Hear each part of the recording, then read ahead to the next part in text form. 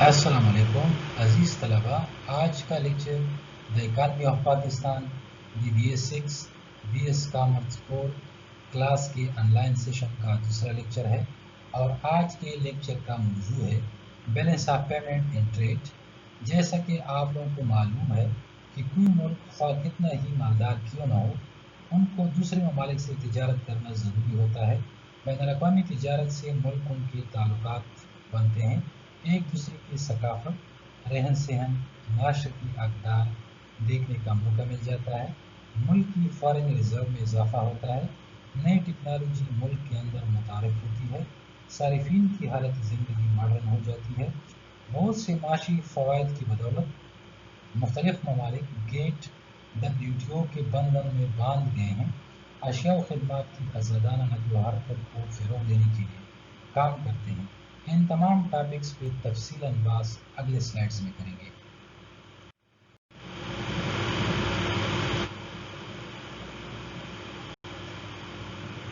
Slides میں جو details ہیں وہ ٹریڈ پالیسی کے حوالے سے ہیں۔ ٹریڈ رجیم کیا ہے، ایکسچینج ریٹ پہ بحث کریں گے۔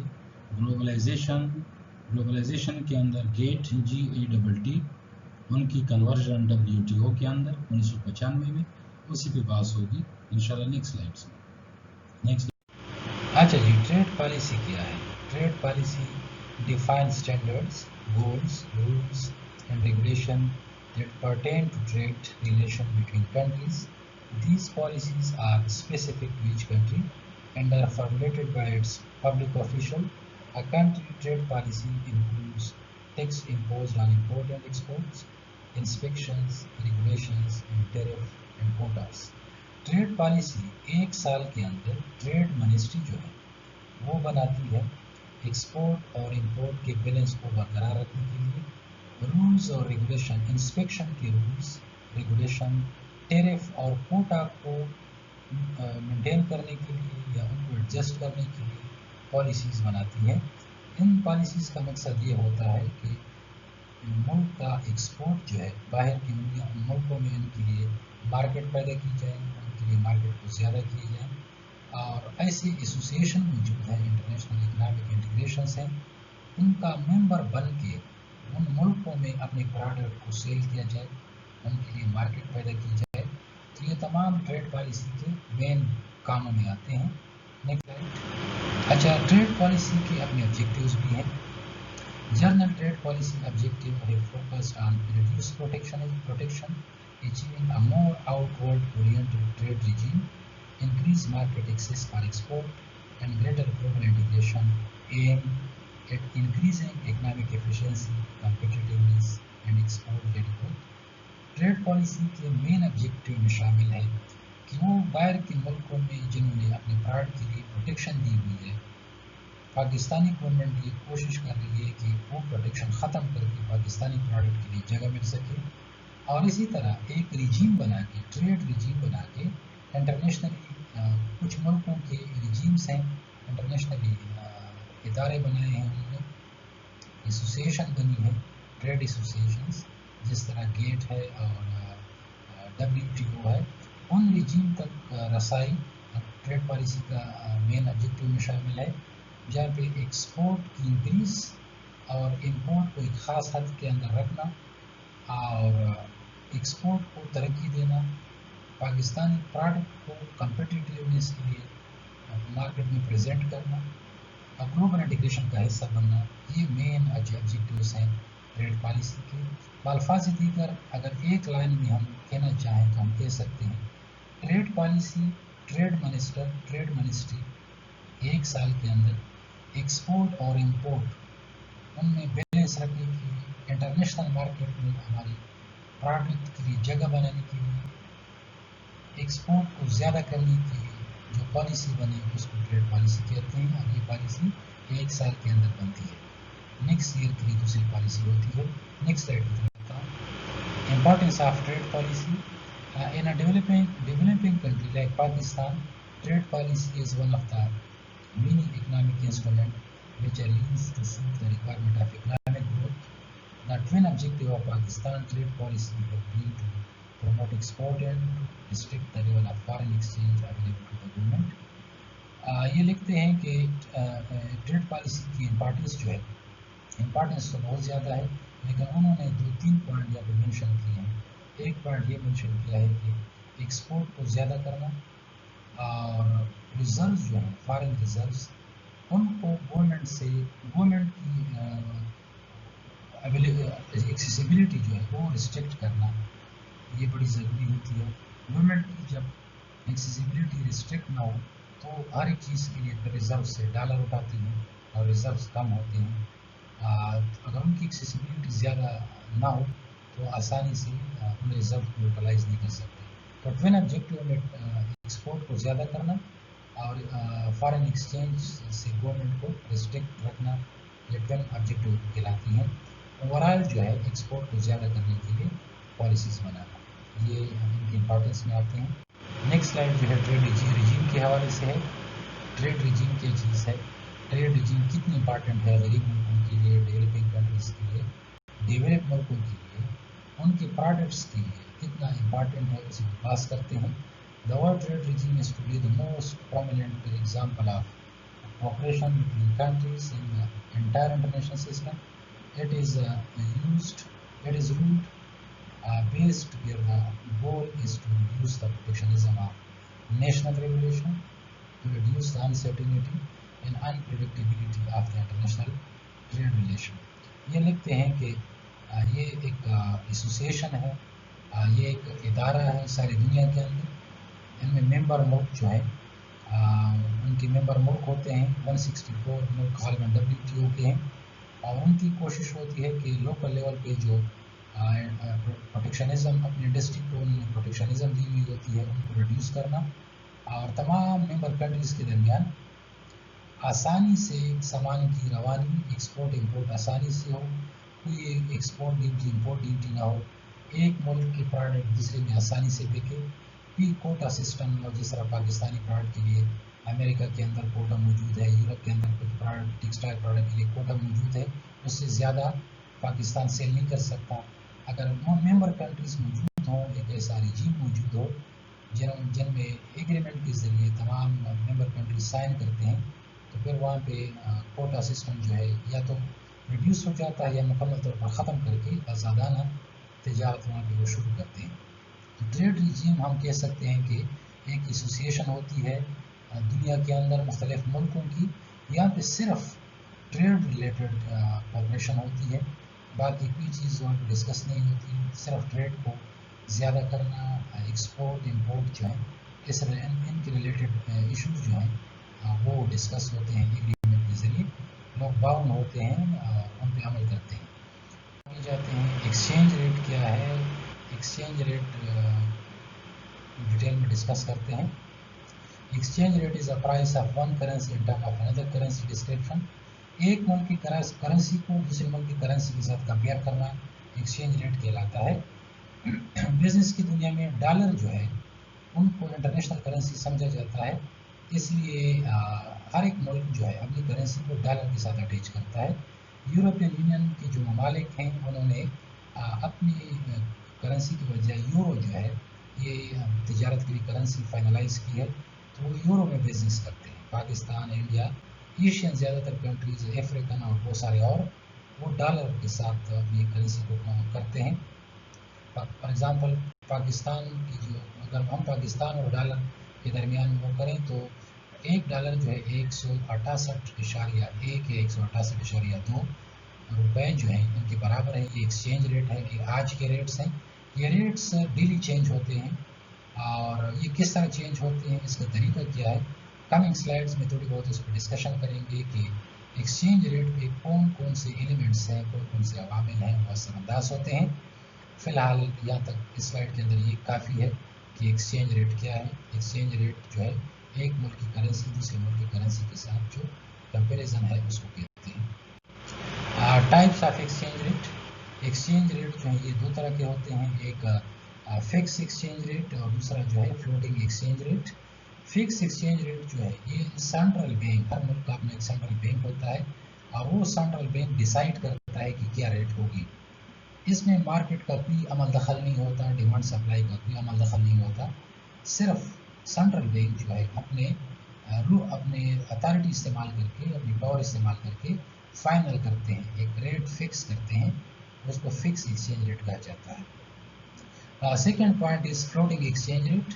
फ्लोटिंग एक्सचेंज रेट में सेंट्रल बैंक बिल्कुल इन्फ्लुएंस इस्तेमाल नहीं करता, बल्कि मार्केट के अंदर डिमांड और सप्लाई के ज़रिए इनकी रेट डिसाइड होती हैं। ये मार्केट खुद मैकेनिज़्म के ज़रिए, खुदकार मैकेनिज़्म के ज़रिए, ऑटोमेटिक मैकेनिज़्म के ज़रिए, मार्केट का अपना मैकेनिज़्म है डिमांड सप्लाई का, वो खुद डिसाइड करता है कि डॉलर की क्या रेट होंगे, कितने रुपए जो है डॉलर के बराबर होंगे, ये मार्केट खुद डिसाइड करता है। इसको फ्लोटिंग एक्सचेंज रेट कहा जाता है।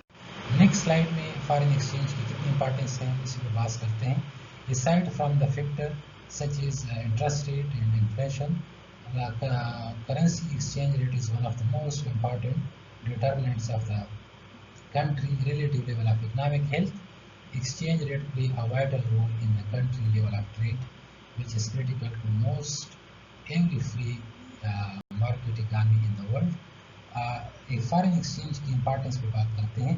जिस तरह इंटरेस्ट रेट की अपनी इम्पॉर्टेंस है, इंटरेस्ट रेट जो है इन्वेस्टमेंट को मुतासिर करती है, इन्फ्लेशन जो है ये एक इंडिकेटर है, इंटरेस्ट रेट भी इंडिकेटर है, और इनकी अपनी जगह अपनी इम्पॉर्टेंस है। इसी तरह करेंसी एक्सचेंज जो है, इनकी इम्पॉर्टेंस को हम इग्नोर नहीं कर सकते। इनकी कितनी इम्पॉर्टेंस है, तिजारत के अंदर इनकी कितनी इम्पॉर्टेंस है, ओवरऑल मुल्क की डेवलपमेंट में करेंसी की जो अप्स एंड डाउन है इनकी कितनी इम्पॉर्टेंस है, ये इससे हम इनकार नहीं कर सकते। कमिंग स्लाइड्स में कुछ फैक्टर हम पढ़ेंगे जो इफेक्ट करते हैं फॉरेन एक्सचेंज को। कुछ की फैक्टर्स हैं जो फॉरेन एक्सचेंज को इफेक्ट करते हैं, वो डिटेल में डिस्कस करते हैं। 8 पॉइंट यहाँ पे हमने मेंशन किए हैं, उनमें से एक जो है वो है इन्फ्लेशन रेट, इंटरेस्ट रेट भी है, country current account average of payment, country debt है, terms of trade, political stability and performance, recession, speculation वगैरह हैं। अच्छा, इंटरेस्ट रेट जो है ये किस तरह फॉरेन एक्सचेंज रेट को इफेक्ट करती है। इंटरेस्ट रेट के हवाले से मैं बता दूं कि इंटरेस्ट कम होगी तो इन्वेस्टमेंट ज़्यादा होगी, ये आपस में अपोजिट है। इंटरेस्ट रेट जो है बैंकों से इंडस्ट्रियलिस्ट कर्जा लेते हैं, जब बैंक ज़्यादा सूद चार्ज करते हैं तो वो कम कर्जा लेंगे, इन्वेस्टमेंट मार्केट में कम हो जाएगी। अगर इंटरेस्ट कम हो जाए, बैंक का सूद रेट कम हो जाए, तो इस तरह इंडस्ट्रियलिस्ट जो है ज़्यादा कर्जा लेंगी और ज़्यादा इन्वेस्टमेंट शुरू हो जाएगी। अच्छा, हम यहाँ पे देखते हैं कि अगर इंटरेस्ट रेट कम हो तो इन्वेस्टमेंट ज़्यादा होगी।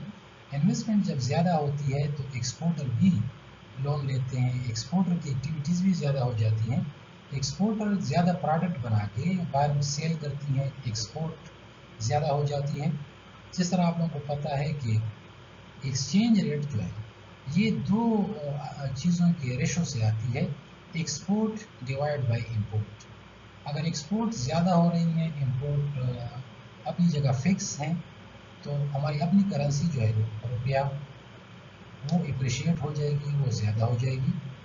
अगर इंपोर्ट ज़्यादा हो रही है एक्सपोर्ट से, एक्सपोर्ट फिक्स है, इंपोर्ट ज़्यादा हो रही है, तो हमारी लोकल करेंसी जो है वो डिप्रिशिएट होगी, कम होगी, डॉलर की वैल्यू ज़्यादा होगी।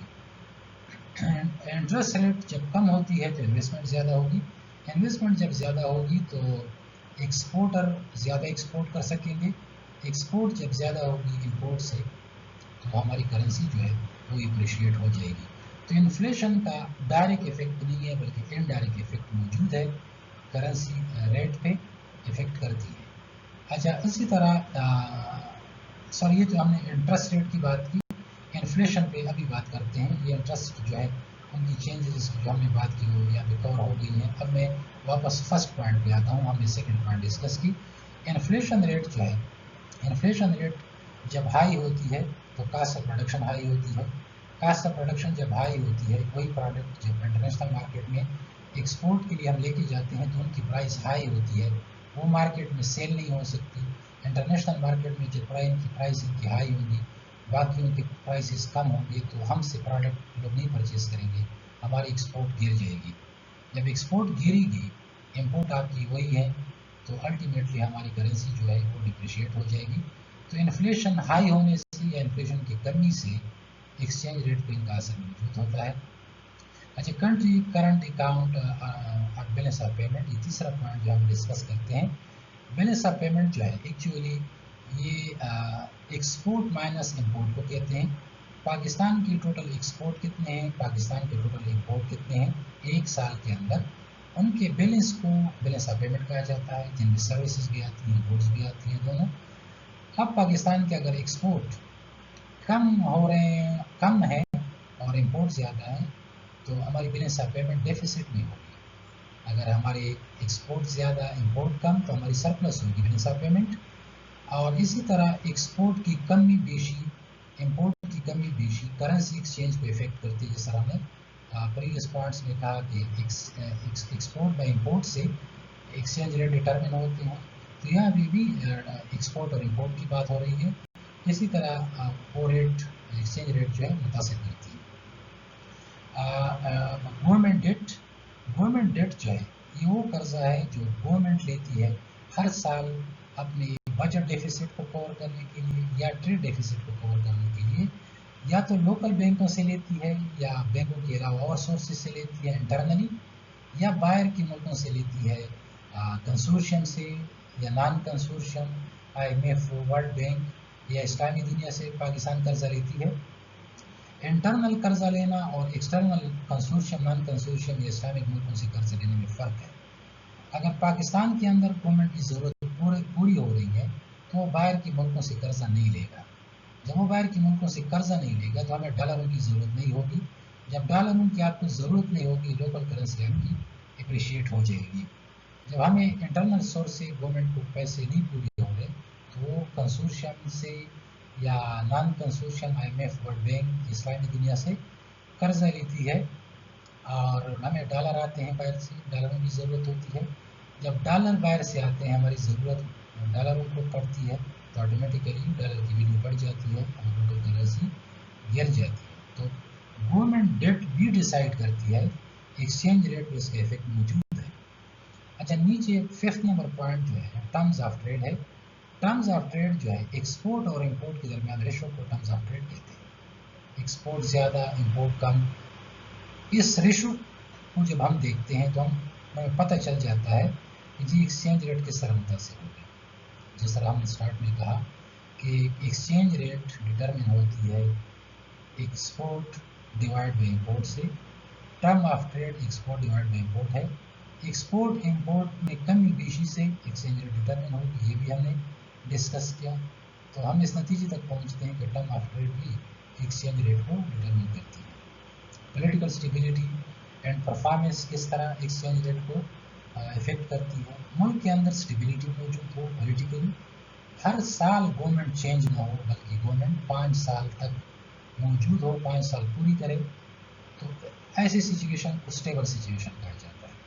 जब मुल्क के अंदर पॉलिटिकल हालात स्टेबल हों तो इन्वेस्टमेंट आती है बाहर से, अल्फाज दीगर डॉलर आते हैं बाहर से। डॉलर ज़्यादा आ जाए तो क्या पोजीशन होती है एक्सचेंज रेट पे। जब डॉलर ना आ रहे हों, अलग से पाकिस्तान से डॉलर निकल रहे हों कैपिटल फ्लाइट की सूरत में, जब हालात इंतहाई ख़राब हों तो मुल्क से भी डॉलर निकलते हैं, कैपिटल फ्लाइट होती है। तो इस सेकंड सिचुएशन में और फर्स्ट सिचुएशन में, ये दो एक्सट्रीम सिचुएशन है, दोनों एक्सचेंज रेट को इफेक्ट करते हैं। अच्छा, रिसेशन एक सिचुएशन होती है जब मुल्क बिल्कुल बॉटम लेवल पे होता है, रोज़गार बिल्कुल नहीं होता, बेरोज़गारी होती है, इकनॉमिक एक्टिविटीज़ नहीं होती, इंडस्ट्रीज़ बंद होती हैं और एक्सपोर्ट कम, इंपोर्ट ज़्यादा होती है, कंजम्पशन ज़्यादा, इन्वेस्टमेंट कम होती है। अच्छा, ट्रेड साइकिल के अंदर 4 फेजेस होते हैं। एक बूम कहलाता है, एक बूम के अलावा डिक्लाइनिंग है, एक डिप्रेशन है और एक रिकवरी है। इन 4 एरिया में ये रिसेशन जो है सबसे ज़्यादा ख़तरनाक है, बॉटम लेवल पे है। रिसेशन हो तो यहाँ पे एक्टिविटीज़ रुक जाती है, एक्सपोर्ट होती नहीं या कम होती है। एक्सपोर्ट जब नहीं होती या कम होती है तो अल्टीमेटली खाएंगे तो हम ज़रूर बाहर से खुराक भी परचेज़ करेंगे, जब लोकली नहीं प्रोड्यूस होती तो हमारी इंपोर्ट एक्सपोर्ट से बढ़ जाती है। इफेक्ट क्या होता है, हमारी लोकल करेंसी डिप्रिशिएट हो जाती है, डॉलर हाई हो जाता है, करेंसी गिर जाती है। अच्छा, इसी तरह लास्ट पॉइंट जो है स्पेकुलेशन से रिलेटेड है। स्पेकुलेशन जो है, ये स्पेकुलेटर कौन लोग हैं, स्पेकुलेशन क्या चीज़ है। मार्केट के अंदर कुछ ऐसे लोग मौजूद हैं जो अंदाजे लगाते हैं, जो समझते हैं कि डॉलर की प्राइस हाई होगी तो अब इसे परचेज करना शुरू करते हैं। बाज़ औक़ात वो कहते हैं कि नहीं जी डॉलर की प्राइस हाई नहीं होगी, तो उनके पास मौजूद पैसे वो एब्रप्टली बल्क में सेल आउट कर लेते हैं। तो लिहाजा स्पेकुलेटर के इकट्ठा परचेज से या इकट्ठा सेल, डॉलर की सेल से मार्केट में एक्सचेंज रेट कम या ज़्यादा हो सकती है। स्पेकुलेटर का इम्पॉर्टेंट रोल है करेंसी एक्सचेंज रेट में की डिटर्मिनेशन में, की कमी बेशी में। चूँकि हमने स्टार्ट में कहा कि मार्केट फोर्सेस जो हैं डिमांड और सप्लाई से डिटरमिन होते हैं। फ्लोटिंग रेट में मार्केट के अंदर ये लोग मौजूद होते हैं। ये बाज़ औक़ात सारे मार्केट के डॉलर परचेज कर लेते हैं या ज़्यादातर परचेज कर लेते हैं, 80% से 70%। बाज़ औक़ात वो 80% सेल कर लेते हैं। तो लिहाजा मार्केट के अंदर इनका ठीक ठाक इन्फ्लुएंस होता है और इस इन्फ्लुएंस की वजह से एक्सचेंज रेट जो है कभी कम होती है, कभी बढ़ जाती है, चेंज होती है। अच्छा, इस स्लाइड के अंदर हम ग्लोबलाइजेशन की बात करते हैं। ग्लोबलाइजेशन एक पूरी कैंपेन है, एक इदारा जिसको गेट कहते हैं। ये गेट इदारा 1948 में बनी और उनमें काफ़ी मुल्क जो थे एसोसिएशन के मेंबर बने, ट्रेड एसोसिएशन के मेंबर बने और उन्होंने आपस में कोऑपरेशन की, मार्केट को डेवलप करने के लिए, एक्सपोर्ट और इंपोर्ट को फ्लुएंट बनाने के लिए बहुत काम किया। अब डिटेल में इसको डिस्कस करते हैं। Globalization is a spread of product, technology, information and job across national border and cultures, an economic term that describe an interdependence of nations around globe fostered through free trade. Globalization जो है actually product के flow को कहते हैं। सारी दुनिया के अंदर प्रोडक्ट की रवानी हो, प्रोडक्ट मुंतकिल हो एक मुल्क से दूसरे मुल्क, टेक्नोलॉजी एक मुल्क से दूसरे मुल्क मुंतकिल हो, मालूमात एक मुल्क से दूसरे मुल्क मुंतकिल हो और जहाँ हर जगह हर तमाम लोगों के लिए मौजूद हो, मुख्तलिफ कल्चर के लोग एक दूसरे के साथ काम करें और बॉर्डर जो है इंटरनेशनल बॉर्डर, नेशनल बॉर्डर, उनको ख़त्म करके कोऑपरेशन के ज़रिए बिजनेस हो, इस कैंपेन को ग्लोबलाइजेशन कहा जाता है। और ग्लोबलाइजेशन का सेंट्रल थीम जो है वो फ्री ट्रेड है।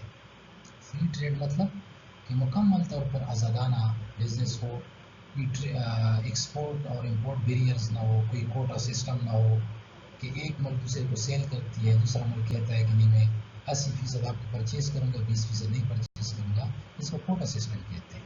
ये कोटा सिस्टम आज़ादाना तिजारत में एक रुकावट है। ग्लोबलाइजेशन का जो कैंपेन है, ग्लोबलाइजेशन का जो नारा है वो इस इन बैरियर्स के ख़िलाफ़ है, वो फ्री ट्रेड के हक़ में है। अच्छा, नेक्स्ट स्लाइड की तरफ जाते हैं। अच्छा, main cases of globalization, main causes of globalization, sorry ये केसेस नहीं, ये काजेज़ है। ये क्यों ग्लोबलाइजेशन बनी, ये कैंपेन क्यों शुरू हो गई और इसके क्या कंट्रीब्यूशंस हैं, क्या अचीवमेंट्स हैं।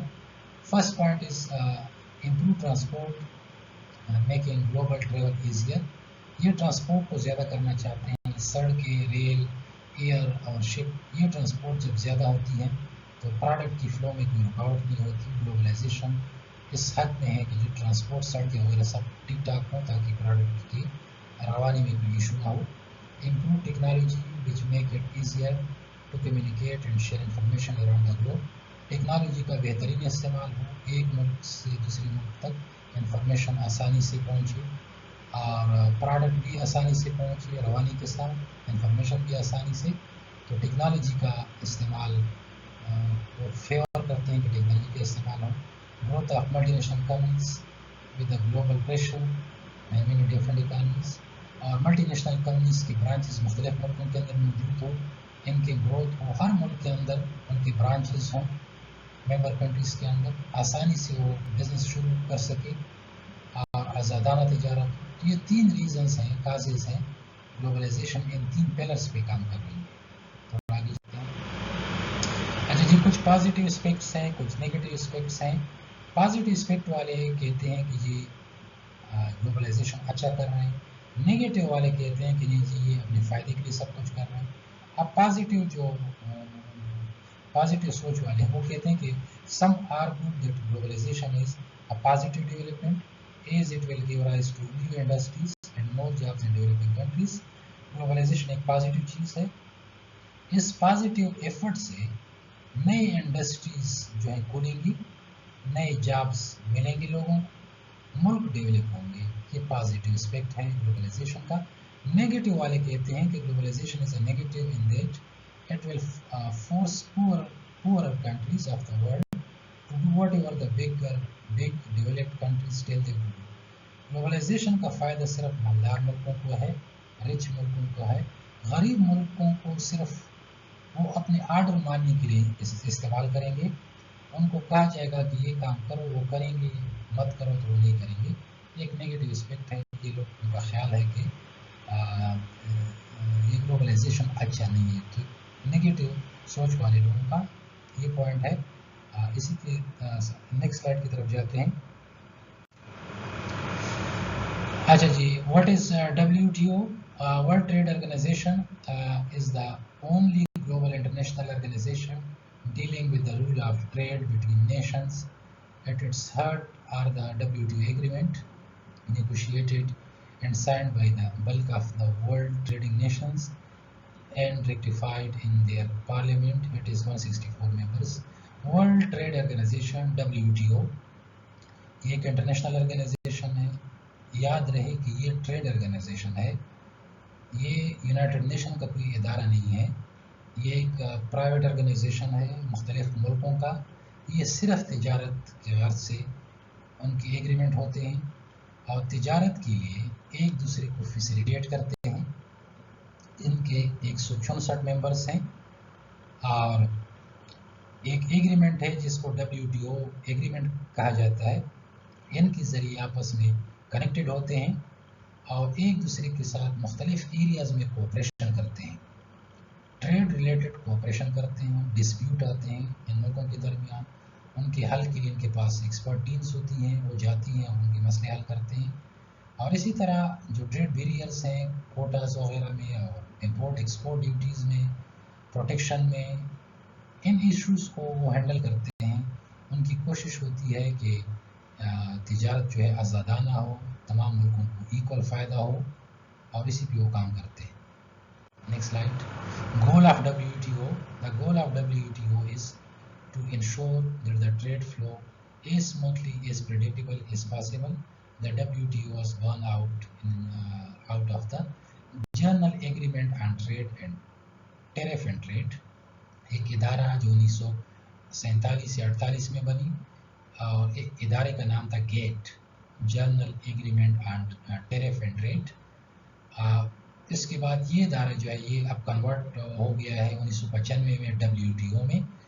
गेट का भी मेन मकसद ये था कि फ्री तिजारत हो, आज़ादाना तिजारत हो, कोई डिस्प्यूट ना हो मेंबर मुल्कों के दरमियान। लेकिन उस इदारे के कुछ इश्यूज थे, कुछ एरियाज कवर नहीं कर सके थे, तो उन्होंने उन पुरानी चीज़ों को न्यू में कन्वर्ट करके नया इदारा बनाया जिसको WTO कहा जाता है। ये लोगो आप देख सकते हैं, ये गेट का लोगो है और ये WTO का लोगो है। GATT came into effect on 1 January 1948। Sorry, previous slide में हमने 1947 लिखा है, ये 1947 नहीं है, 1948 है। ये 1 January 1948 and was refined over 8 rounds of the negotiation leading to the creation of the World Trade Organization, which replaced GATT in 1995. GATT was focused on trade in goods and aimed to liberalize trade by reducing tariff and removing quota among the member countries. GATT जो था ये WTO में convert क्यों हो गया? GATT के अंदर सिर्फ गुड्स शामिल थी, सर्विसेज शामिल नहीं थी। गुड्स एंड सर्विसेज बहुत बड़ा एरिया है।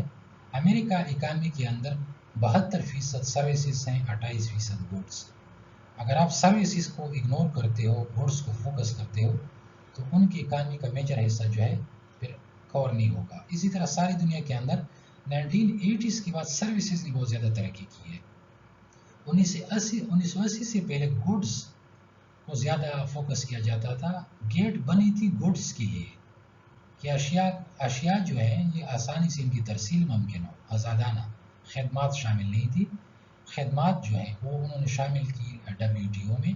WTO جو ہے 1995 میں بنی ہے اور یہ گڈس کو بھی ڈیل کرتی ہیں, سروسز کو بھی ڈیل کرتی ہیں. تو یہ ایک کمپریہنسو ادارہ ہے, یہ ممبر کنٹریز کے درمیان کام کرتا ہے. ان کے جو ٹریڈ ریلیٹڈ ایشوز ہیں, ڈسپیوٹس ہیں, ان کو ہینڈل کرتے ہیں اور آزادانہ تجارت کے لیے کوشش کرتے ہیں. ریزن فار جوائننگ WTO, یہ ریزن کیا ہے کہ اتنے زیادہ ملکوں نے WTO کو جوائن کر لیا ہے؟ Because roughly 2/3 of the WTO member are developing countries. Their membership gave them immediate access to developed market at the lower tariff rate, which gives them time to catch up with the sophisticated corporations and their mature industry. 2/3 حصہ یعنی 3 میں 2 ملک جو ہیں WTO کے ممبر میں وہ developing countries سے ہیں. ممبرشپ انہوں نے اس لیے لی ہوئی ہے, وہ سمجھتے ہیں کہ مالدار ملکوں میں, مالدار رچ کنٹریز میں, سوفسٹیکیٹڈ کارپوریشن کے اندر, انتہائی کمپلیکیٹڈ انڈسٹریز کے اندر, کارپوریشن کے اندر ان کو پروڈکٹ سیل کرنے کا موقع ملے گا.